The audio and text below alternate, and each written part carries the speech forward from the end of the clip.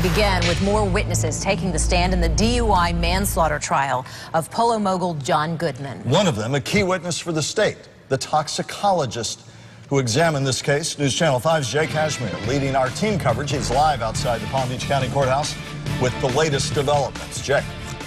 Michael Shannon, his name is Tate Yateman, and he could be one of the state's star witnesses. He took the stand today and gave some compelling evidence. Really, what he did today was create a bar tab of what John Goodman drank in the hours leading up to the crash, during the crash, and then after the crash. And it was compelling evidence today because those jurors got to see firsthand, they got to see on paper John Goodman's level of impairment, his state of mind, again, at the time of the crash and leading up to the crash. Some of the key components of this testimony today included the fact that Yateman said John Goodman had 12 to 13 drinks at the time of the crash and that his blood alcohol level was 0.20.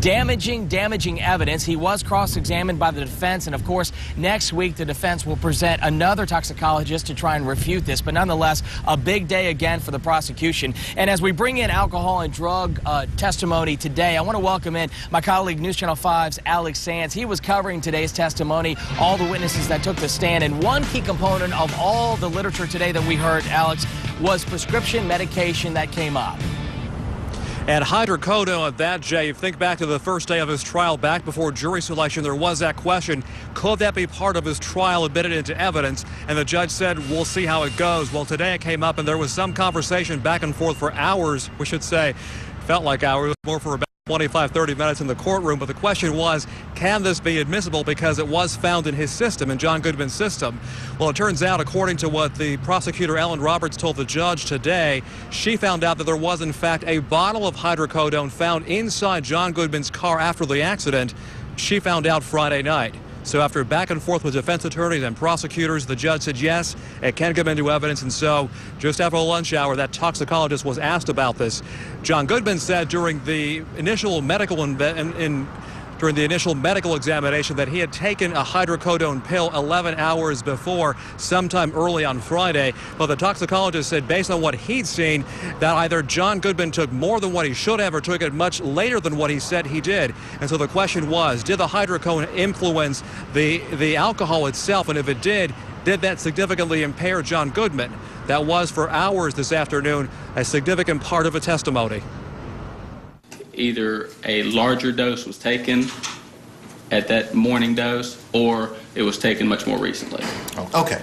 So it's not like there's evidence that he's taken handfuls of this stuff. He's taking a prescribed medicine in an inappropriate fashion. Only if he took the medication 16 hours earlier. 12 to 13 drinks in his system acting on his brain at the time the crash occurred. Yes. Based on the substances in the defendant's blood on the night of the crash, was he capable of safely operating a motor vehicle? No. Were his normal faculties impaired? Yes.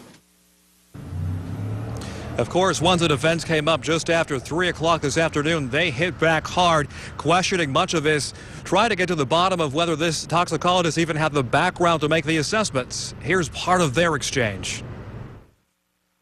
If Mr. Goodman only had the 3 drinks at the Players Club, since that's the only evidence in this case, and the 1 drink at the White Horse Tavern, then he would have had to have approximately, I think he said, 9 to 10 drinks after the accident in order to achieve the blood alcohol content. Is that right?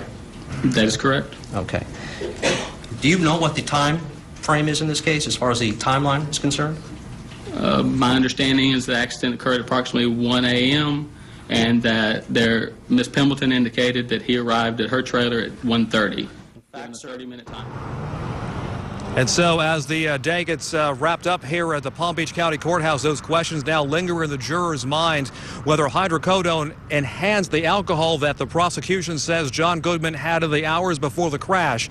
They wrapped up their part of their testimony today a short time ago, Jay. They are back first thing Monday morning. They expect to rest their case sometime that day, with the defense picking up their side of the case, possibly after the lunch hour.